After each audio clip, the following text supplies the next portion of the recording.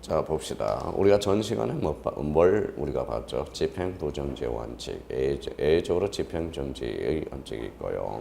거기에 대해서 대표적으로 임시처분에 대해서 우리가 살펴봤고, 그 다음에 대표적으로 이제 심판, 행정심판의 재결에 대해서 우리가 살펴봤습니다. 여기에 대해서 우리, 자, 176페이지 10번, 행정심판의 재결의 효력에 대해서 우리 살펴봐야죠.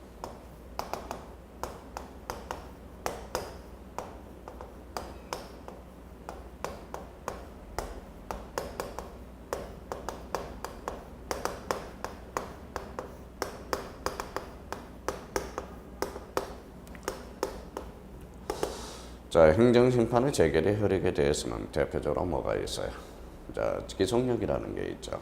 기속이라는 것은 뭡니까? 항상 우리가 늘 이야기했듯이 기속이라는 것은 뭐예요? 이거는 기속. 자, 기속이라는 것은 이걸 법률이라고 생각해 볼 필요가 있어요. 법률이라는 건. 법률에 기속되는 것. 이게 바로 대표적으로 기속력이 되겠죠. 자, 기속과 관련돼서 이제 기속은 여기에 대해서 효력은 기속력이 되고 거기에 대해서 대표적으로 기속행위라는 게 이제 판상하게 됩니다. 그러면 기속행위에 대해서 우리가 반대말은 자유재량행위죠. 자유재량입니다. 자유재량행위. 모든 게 그래요. 너무 과하다 싶으면 뭡니까? 이제 균형이 좀 깨지게 되죠. 기속행위가 높이다 보면 자유재량행위가 깨지고 자유재량행위가 깨지면 기속행위가 깨지게 됩니다. 그래서 대표적으로 이 기속, 공무원들의 대표적인 어떤 행정행위에 대해서는 대표적으로 기속행위와 자유재량행위라는 게 있어요. 그렇다면 이 기속력, 행정심판의 재결의 효력에서 첫 번째 뭐가 있느냐? 대표적으로 이제 기속력이라는 걸 우리가 살펴보고요. 거기에 대해서 두 번째는 뭐예요? 바로 공정력이라는 게 있어요. 자, 공정력이라는 것은 뭐다? 행정기관이 한번 집행해야 되는 것은 바로다라는 게 대표적으로 공정력이죠. 여기에 대해서는 또 공정력이 있으면 거기에 대해서 뭐다? 더 이상 다툴 수 없다. 불가쟁이라고 그러죠. 여기에 대해서 이제 불가쟁력이라는 게 떨어져요. 여기에 대해서 이제 불가변이라는 게 떨어져요. 더 이상 변화시킬 수 없다라는 게 바로 불가변력이 되겠죠. 그래서 불가쟁력, 더 이상 다툴 수 없으며 더 이상 변화시킬 수 없다. 이게 바로 불가변력이라는 게 의미가 떨어지게 됩니다. 여기에 대해서 이제 형성력이라는 게 있죠. 형성력이라는 게 있어. 이 형성이라는 것은 어떠한 권리가 형성된다라는 것. 그러면 우리 재판도 대표적으로 우리 확정 재판이 있죠. 그래서 우리 판결에는 확정 판결의 종류가 세 종류가 있어. 방망이 세 동이를 땅땅땅 때리면 그게 대표적인 확정 판결이 되겠죠. 자, 우리 민사에 대해서는 대표적으로 확정 판결로서 뭐가 있어요? 대표적으로 자, 이행이라는 게 있죠. 그래서 이행력이라는 거죠. 그래서 이행 판결이라는 게 이제 탄생하게 됩니다. 그래서 이행하라. 그래서 우리가 이제 민사재판과 관련돼서 이행 판결이라는 하나에 탄생하게 되고 여기에 대해서 대표적으로 무효를 확인한다. 확인 판결이라는 게 이제 따르게 되죠. 여기에 대해서 대표적으로 뭐가 있었어요? 그러면 여기에 대해서 형성 판결이라는 게 있죠. 그래서 우리 행정심판도 마찬가지 이행하라. 의무이행 심판이 있고요. 무효 등 확인 심판이 있고 거기에 대해서 대표적으로 취소 심판. 취소가 바로 뭐예요?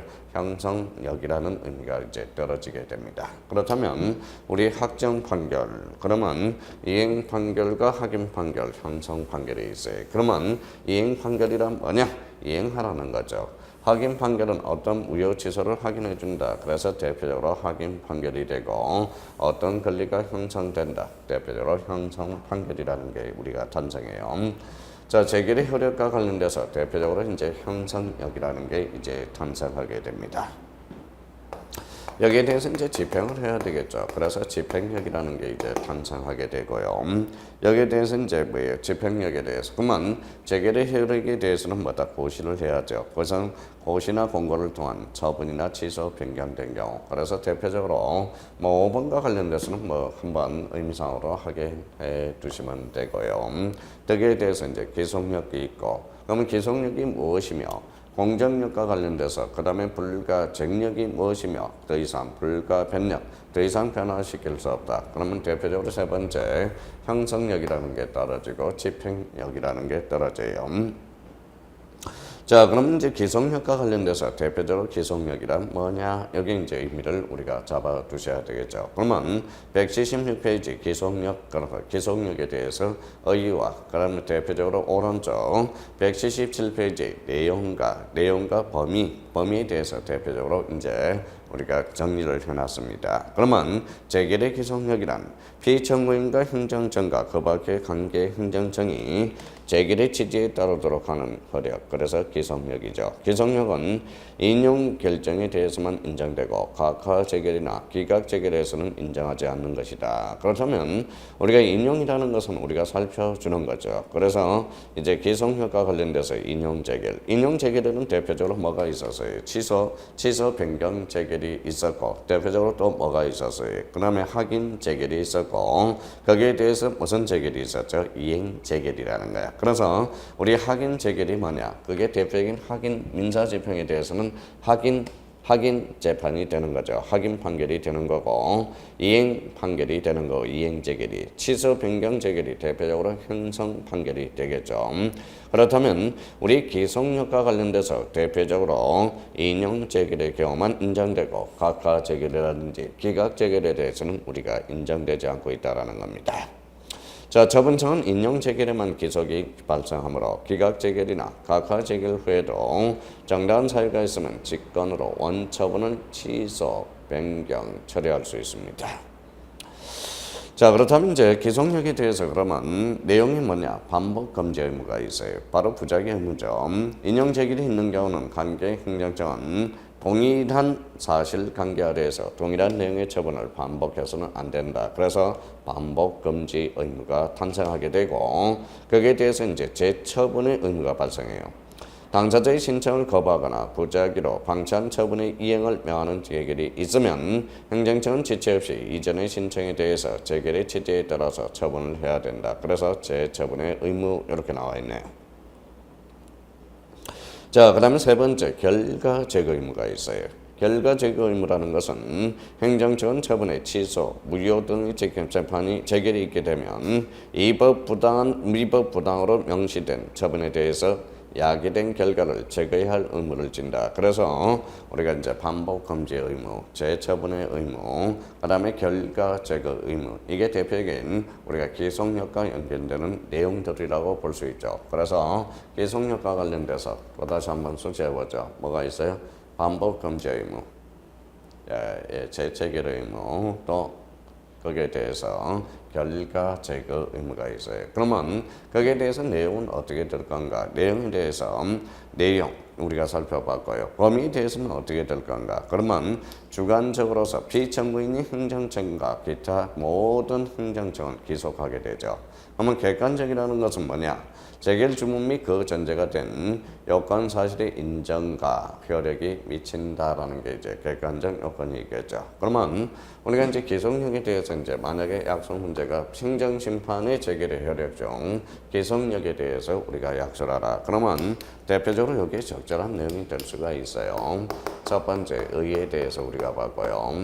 네 번째 내용에 대해서 우리가 살펴봤죠. 거기에 대해서 범위를 우리가 살펴봤습니다. 그러면 기속력의 의미가 뭐고, 그럼 거기에 대해서 내용에 대해서 의미가 된 뭐냐?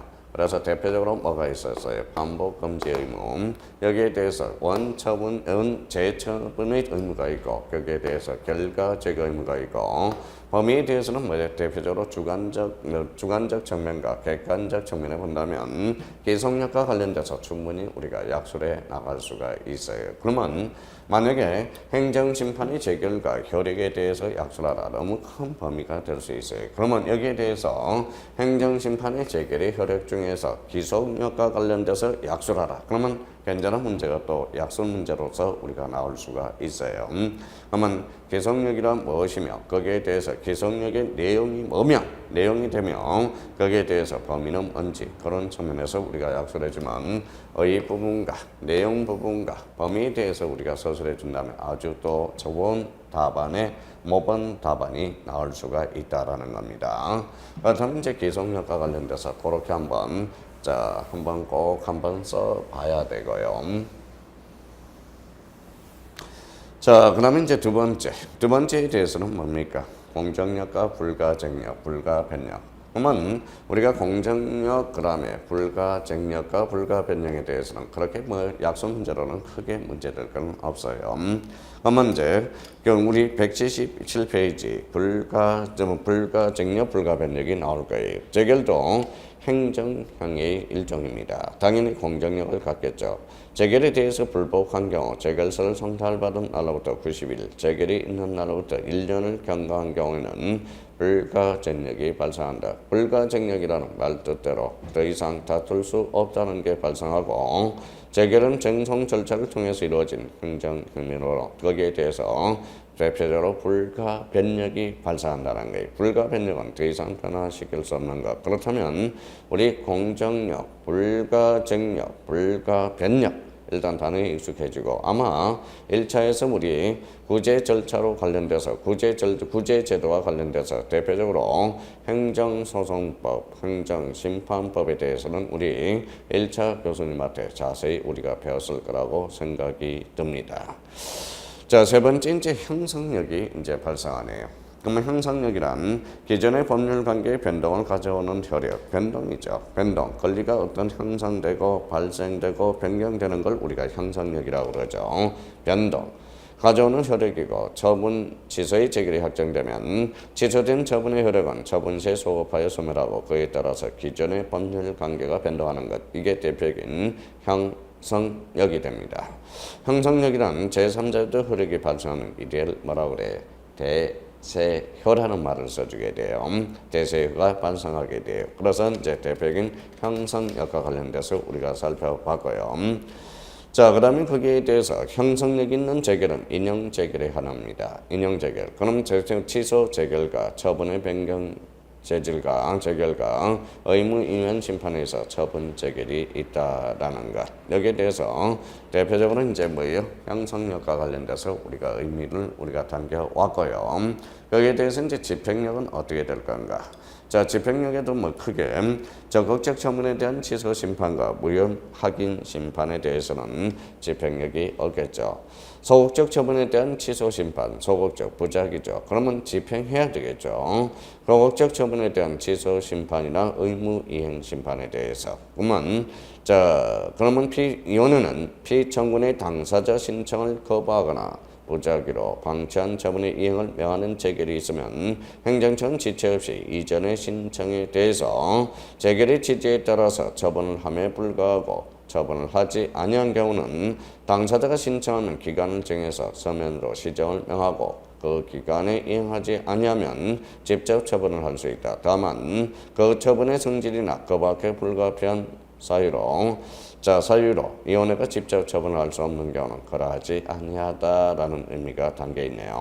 대표적으로 이제 적극적 처분에 대한 취소 심판과 무효 확인 심판에 대해서는 집행력이 없습니다. 자, 5번은 이제 고시나 공고를 통한 처분이나 취소, 변경된 경우, 그거는 이제 한번 숙지해 두시면 될 것 같고요. 한번 읽어 두시면 될 것 같고요. 그러면 행정심판의 재결과 효력 중에서 대표적으로 기속력에 대해서는 꼭 좀 한번 확인을 해 둘 필요가 있어요. 그러면 행정심판의 재결의 효력의 종류에는 대표적으로 기속력과 공정력과 불가쟁력, 불가변력, 대표적으로 형성력, 집행력, 요 네 가지 측면에서 한번 간단하게 의미를 잡아두시고, 기속력에 대해서는 한번 우리가 답안은 한번 구성해보는 것도 괜찮을 것 같아요. 그럼 기속력이라 무엇이라 하며, 기속력의 내용은 반복 금지죠. 그래서 반복 금지의 의무, 재처분의 의무가 발생하고, 거기에 대해서 이제 기속력에 대해서 우리가 한번 확인해 주시면 될 것 같습니다.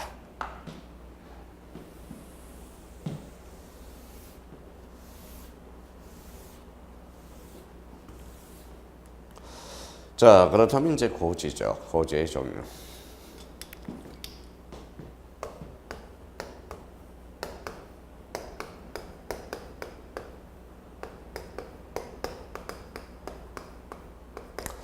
자, 고지의 종류와 관련돼서는 대표적으로 고지에 알린다라는 거죠. 고지의 종류와 관련돼서는 주로 어디 2차 과목장에서 특히 이제 행정절차법에서 아주 고지의 의미가 있죠. 오고지, 부고지, 불고지. 자, 그러면 이제 고지의 종류에 대해서 우리가 이렇게 고지에 대해서 약수를 하라 이렇게 나왔다. 약속하다. 이렇게 나왔다. 자, 고지의 종류에는 대표적으로 뭐가 있어요? 직권고지하고 자, 신청고지라는 게 있어요. 그러면 고지의 의무 위반의 효과로서는 이게 이제 불고지 제도와 오고지 제도의 효과가 있죠. 그러면 자, 고지의 종류에 대해서 약속하다. 그러면 우리가 늘 이야기하지만 행정심판법에 대해서도 충분히 행정심판법 큰 문제, 작은 문제, 큰 문제에 대해서는 40점짜리는 일단 뭐의 큰 문제에서 우리가 나온다고 생각하면 돼요.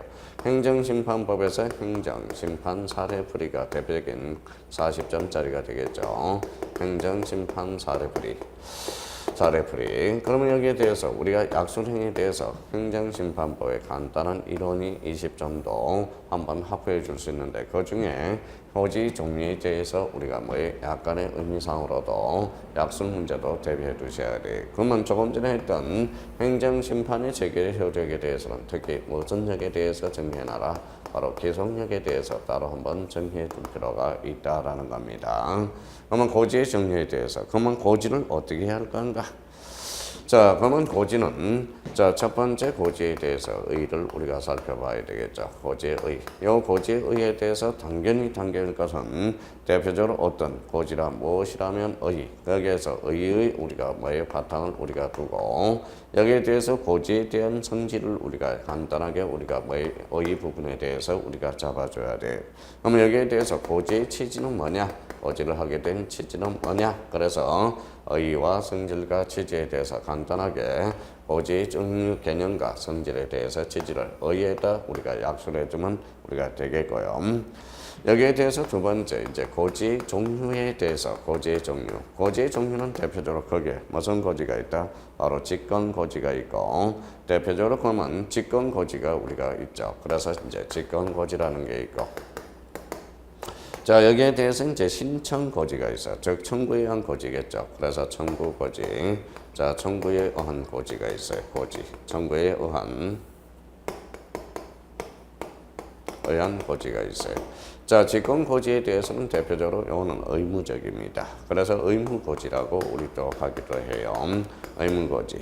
그럼 여기에 대해서 이제 뭔가 청구에 의한 고지. 여기에 이제 청구 고지가 되죠. 그래서 대표적으로 자, 신청 고지가 되겠죠. 그래서 신청 고지.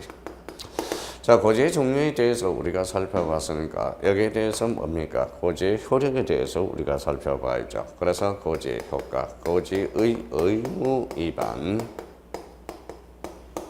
위반의 효과에 대해서 그러면 고지의 의무 위반 효과에 대해서 대표적으로 잘못됐다. 고지를 하지 않았다. 그래서 불고지 효과가 어떻게 될 건가? 그래서 불고지 효과. 그러면 이제 두 번째 여기에 대해서 뭐다? 잘못 고지된 게 뭐예요? 대표적으로 오고지 효과가 됩니다. 여기는 이제 고지와 관련돼서는 이제 절차법에서 우리가 자세히 우리가 또 달아줄 거예요. 그러면 우리가 행정사실무법, 행정심판법보다는 오히려 이제 행정절차법에 대해서 고지 의무 위반의 효과 여기에 대해서 우리가 요거는 우리 행정절차법 교수님한테 잘 배우고 있을 거예요. 그러면 고지 의무 위반의 효과로서 불고지 효과, 오고지. 그러면 요 세 가지 측면에서 목차를 잡아가서 우리가 약속해 준다면 모범 답안이 구성될 가능성이 높다라는 겁니다. 그렇다면 고지가 무엇이며 고지의 성질이 무엇이며 고지의 취지가 무엇이며 거기에 대해서 고지의 종류는 대표적으로 의무고지와 신청고지로 나눠진다. 그러면 의무고지에 대해서는 직권고지요. 청구에 의한 고지가 바로 뭐예요? 이게 신청고지가 되겠죠. 그러면 고지 의무 위반의 효과에 대해서 다시 불고지 효과와 오고지 효과. 그러면 여기에 대해서 이제 목차를 잡았으면 내용을 계속적으로 반복해서 읽어 두신다면 우리가 충분히 약속 문제로도 대비가 될 수 있습니다. 자, 그렇다면 179페이지 바로 고지의 종류를 약속하시오. 고지의 의무 위반에 대해서 약속하시오. 그래서 어드바이스와 유죄 문제에서 대표적으로 두 가지 측면에서 충분히 유죄 문제로 발생할 수 있습니다.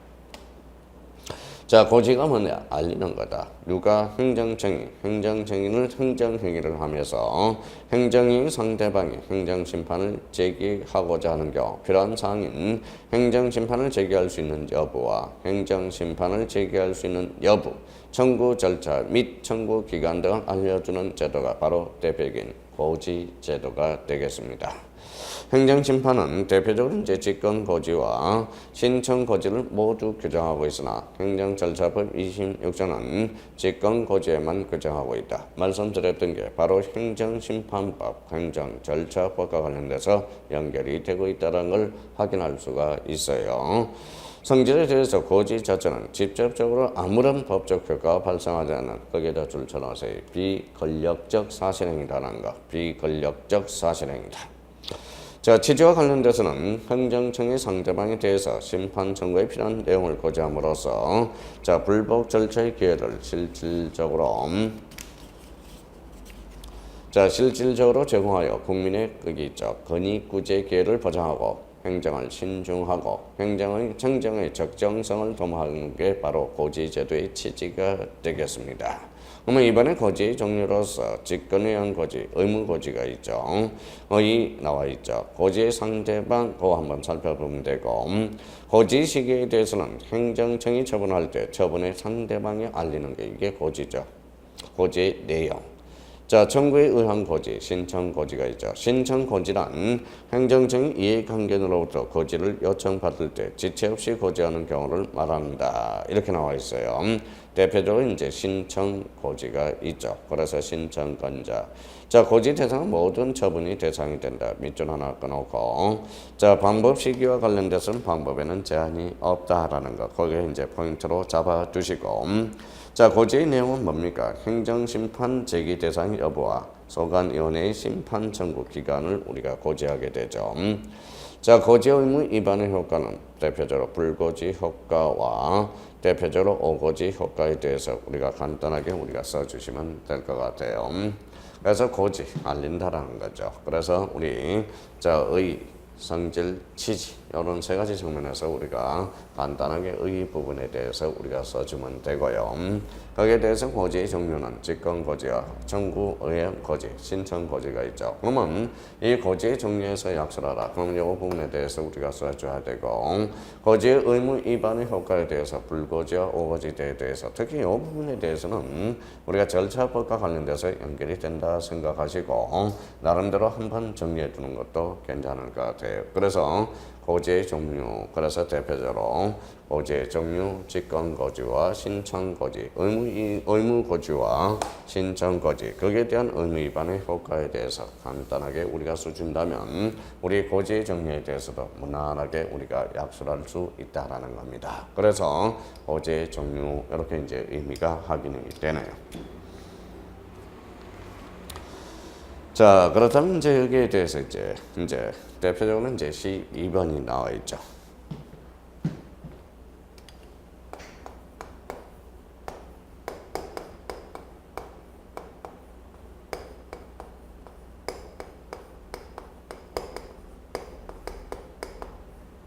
자, 행정심판의 효과가 이제 행정심판 청구의 효과. 그래서 청구의 효과.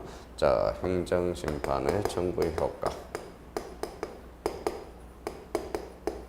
자, 청구의 효과는 어떻게 될 건가? 그래서 이제 심판 청구의 효과가 이제 발생하게 되죠. 그럼 간단하게 하면 12번은 어떻게 나왔어요? 심판 청구의 효과라고 우리 이렇게 나와 있죠.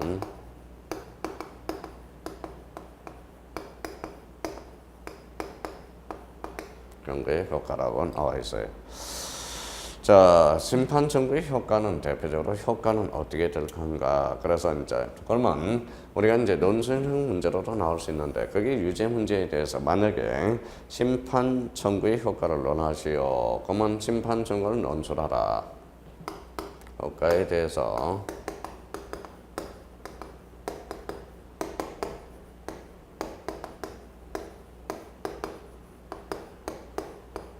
연출하라. 이렇게 나왔다. 자, 그러면 이제 정강석화처럼 이제 공부를 하나만 우리가 이제 어떤 측면에서 이제 목차가 이제 머릿속에 싹 이제 떠올라야 되겠죠. 그러면 이제 심판 청구에 대해서 효과. 그럼 첫 번째. 자, 행정심판의 효과에 대해서 심판 청구의 효과에 대해서 논술하라. 그러면 이제 로마자로 우리가 잡아가는 게 우리가 낫겠죠. 여기에 대해서 그러면 이제 자, 의를 우리가 잡아가야 되겠죠. 심판 청구의 효과에 대해서 어떻게 할 건가? 여기에 대해서 이제 두 번째는 대표적으로 행정심판위원회에 대한 효과가 발생하겠죠.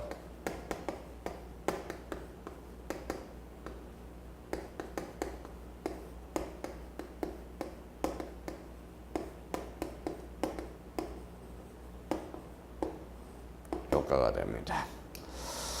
자, 그러면 여기에 대해서 두 번째에 대해서 그러면 로마자 3를 우리가 잡아놓고 거기에 대한 처분의 효과는 어떻게 될 건가? 그래서 처분의 효과, 그래서 행정심판위원회의 효과와 그럼 대표적으로 처분의 효과가 이제 탄생하게 되고요. 이 처분에 대한 효과에 대해서는 우리가 이제 첫 번째 자, 집행정지의 원칙이다. 그래서 집행부정지의 원칙.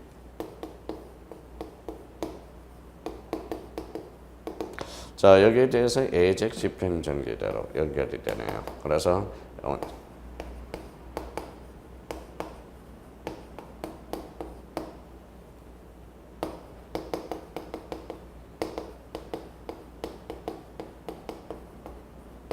자, 예적으로 집행정지제도. 여기에 대해서 이제 집행정지제도로서 우리가 간단하게 잡은다면 뭘로 잡아야 돼? 여기에 대해서 이제 요건을 우리가 잡아가야 되겠죠. 여기에 대해서 자, 집행정지제도의 요건은 무엇인가? 첫 번째, 의를 우리가 잡아가야 될까요? 그러면 의. 자, 여기에 대해서 두 번째에 대해서는 요건을 우리가 잡아가야 되고요. 자, 세 번째에 대해서는 거기에 대해서는 대상을 우리가 잡아가야 돼. 자, 네 번째는 뭡니까? 거기에 대한 신청 방식을 우리가 잡아가야 되고요. 자, 다섯 번째에 대해서는 뭡니까? 거기에 대한 절차. 자, 집행정지제도의 집행정지제도의 절차. 자, 여섯 번째입니다. 여섯 번째에 대해서는 효력을 해야 되겠죠. 효력. 어디서 많이 본 것 같아요. 조금 전에. 7에서는 뭡니까? 바로 집행정지 결정의 취소.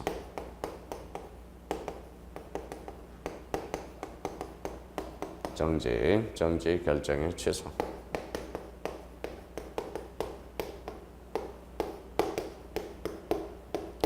자, 그렇다면 이제 여기에 대해서 의, 요건, 대상, 그 다음에 신청 방식, 거기에 대해서 절차, 효력, 그 다음에 집행정지 결정의 취소. 그래서 그렇다면 여기에 대해서 뭐예요? 나머지 이제 뭐예요? 사로서. 자, 사로 우리가 잡아 들어가야 되겠죠. 자, 뭘 잡아 나가야 돼? 여기에 대해서. 그럼 이제 여기에 대해서 이제 결어로 잡아줘야 되겠죠. 결. 그렇죠. 자, 그렇다면 여기에 대해서 선생님 저는 의가 마음에 안 들어요. 그럼 여기에 대해서 이제 뭐에다 서라고 잡아들어서 이제 잡아주든지 뭐 그거는 이제 본인이 결정을 하셔야 될 것 같아요. 자기가 어느 게 좋냐? 저는 뭡니까? 업이라면 여기에서 결어니까 결어로 잡아줬으니까 여기에 대해서 서로 잡아줘도 괜찮을 것 같아요. 아니면 여기에 대해서 이제 뭐예요? 여기에 대해서 결어를 잡아줬으니까 의도 괜찮을 거예요. 그러면 심판정부의 효과에 대해서 논술하라. 그러면 의, 행정심판위원회의 효과. 그 다음 세 번째, 처분의 효과로서 대표적으로 집행부정지 원칙, 예조로 집행정지제도. 그래서 네 번째, 결어로 잡아주고. 자, 그렇다면 이제 182페이지. 자, 그러면 행정심판에 대한 효과는 뭐냐? 행정심판위원회는 해부된 사건을 심리하고 의결한다. 그래서 심결례를 우리가 살펴보도록 하고요. 오늘 다음 시간에 두 번째 처분에 대한 효과로서 집행부정지의 원칙. 자, 행정심판의 청구가 제기된 경우에 그 대상인 처분의 효력과 대표적으로 집행 또는 절차의 영향 여부에 대해서 행정심판의 실효성과 능률성 확보를 위해서 입법 정당성 이유로 집행부정지를 취하고 있다라는 거네.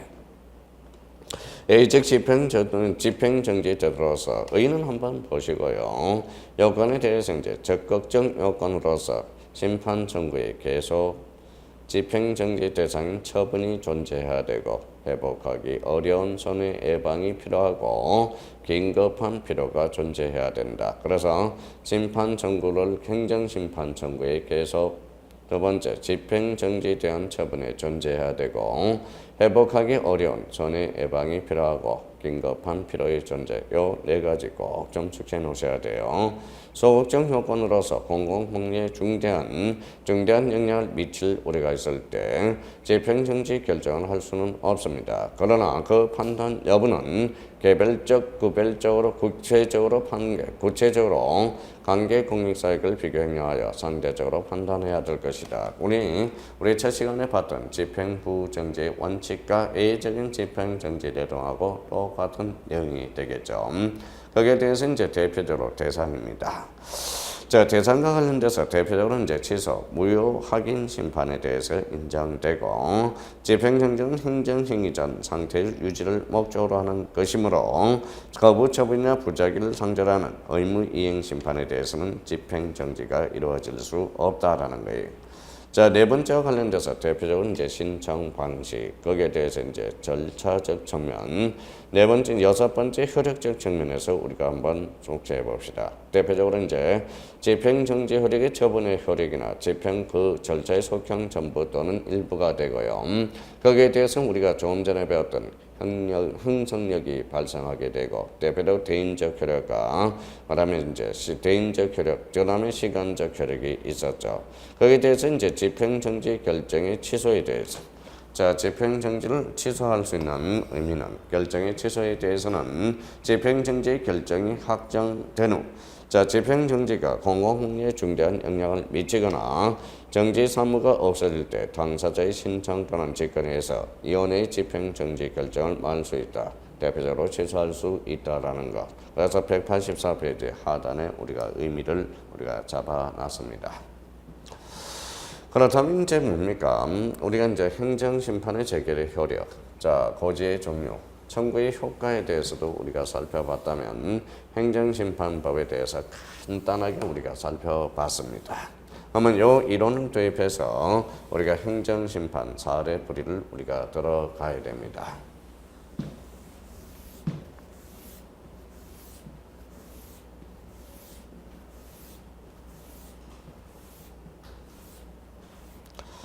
자, 대표적으로 그러면 이제 우리가 이제 좀 시간까지 우리가 살펴본 게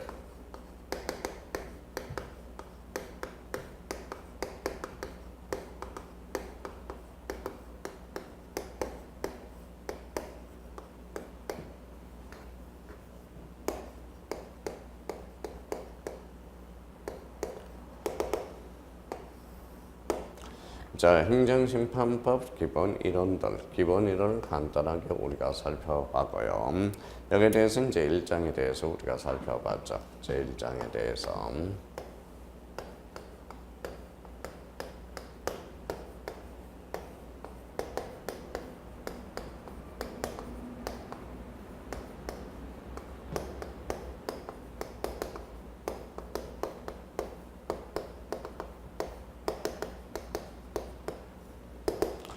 자, 그렇다면 행정심판 사례풀이. 그래서 기본 이론을 사례풀이에다 요게 이제 저희가 이제 접목을 우리가 시켜줘야 됩니다. 대표적으로 이제 그게 우리가 이제 185페이지 전형적인 답안의 형성을 우리가 해놨어요. 만약에 행정심판 사례풀이가 나왔을 때, 사례가 나왔을 때, 대표적으로 우리가 목차가 생각이 안 난다면, 목차와 관련돼서 한번 제기해둘 필요가 있어요. 자, 우리가 대표적으로 우리가 비송사건 절차법원에서도 이렇게 우리가 반드시 암기를 해두라고 그랬어요. 자, 비송사건법과 관련돼서 우리가 대표적으로 뭘 배웠어요? 여기에 대해서 비송사건 총칙 부분을 우리가 배웠죠. 비송사건 총칙을 우리가 배웠고, 이 총칙 부분을 여기에 대해서 이제 대표적으로 민사비송사건에 대해서 민사비송사건, 그 다음에 대표적으로 무슨 사건이 있었죠? 바로 상사비송사건이 있었죠. 그래서 상사비송사건 대표적으로 여기에 대해서 뭐가 있었어요? 다섯 번째, 네 번째죠. 가태료 사건을 우리가 살펴봤죠. 그러면 비송사건 총칙 부분, 요 총칙 부분에 대해서 요 비송사건 절차, 민사비송사건과 상사비송사건과 가태료 사건에 대해서 우리가 대표적으로 이렇게 총칙 부분을 연결해 두고 대표적으로 여기에 대해서 뭡니까? 뭘 우리가 살펴봤죠? 관할에 대해서 우리가 살펴봤어요. 관할. 그다음에 대표적으로 이제 청구인과 반론되고요. 자, 청구인. 그다음에 청구인을 살펴봤습니다. 관할. 청구인은 누군가 이제 신청인이죠. 그래서 청구인 대표적으로 신청인, 신청, 관할, 신청인 대표적으로 이제 신청 방식 우리가 살펴봤고요. 여기에 대해서 이제 심리 및 재결의 심리 및 불복에 대해서 우리가 살펴봤죠. 관할 불복, 심리 및 불복. 관할, 신청인, 신청 방식, 심리 및 재판. 여기에 대해서 이제 불복 방법, 심리 및 불복이 있었고요. 여기에 대해서 이제 뭐가 있었어요? 대표적으로 이제 기타 문제, 전형적인 문제를 이렇게 우리가 살펴봤어요. 관할, 신청인, 신청 방식, 그 다음에 심리 및 불복. 자, 그러면 재판 및 불복이 되죠. 기타 문제를 우리가 살펴봤죠. 자, 그러면 제일 이제 문제 나올 때는 이제 관할, 신청인, 신청 방식, 재결이죠. 재결을 위해서 심리 및 불복, 그 다음에 대표적으로 이제 기타 방식에 대해서 우리가 살펴봤듯이 전형적인 답안에 이제 구성이 우리가 들어가고 있습니다. 그러면 행정심판 사례풀이도 마찬가지예요. 여기에 대해서. 그러면 행정심판 사례풀이에 대해서는 어떻게 문제를 제기할 건가? 그러면 185페이지 그 목차를 반드시 한번 숙지를 좀 해오라는 겁니다. 암기를 하셔야 돼요.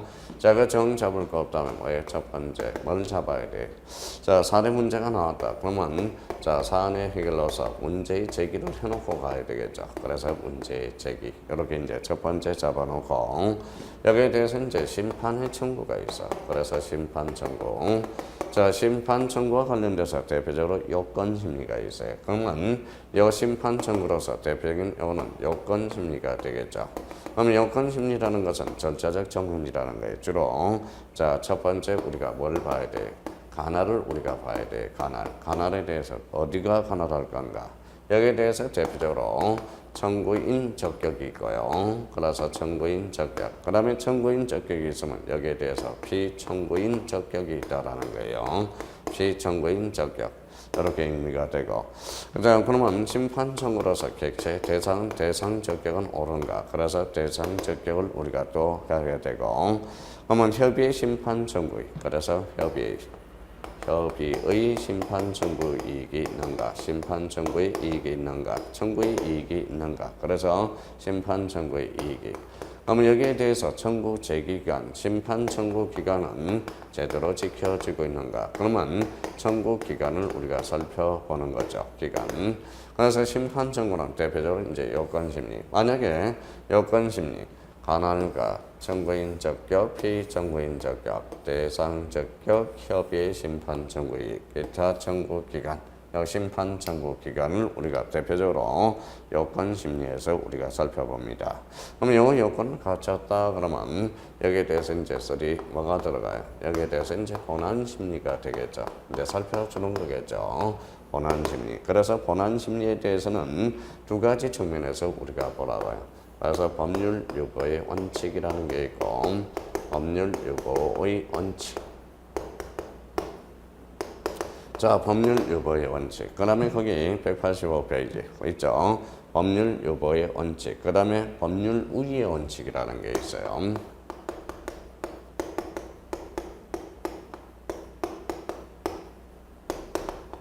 원칙. 본안 심리를 우리가 살펴봤어요. 그러면 여기에 대해서 이제 네 번째 우리가 대표적으로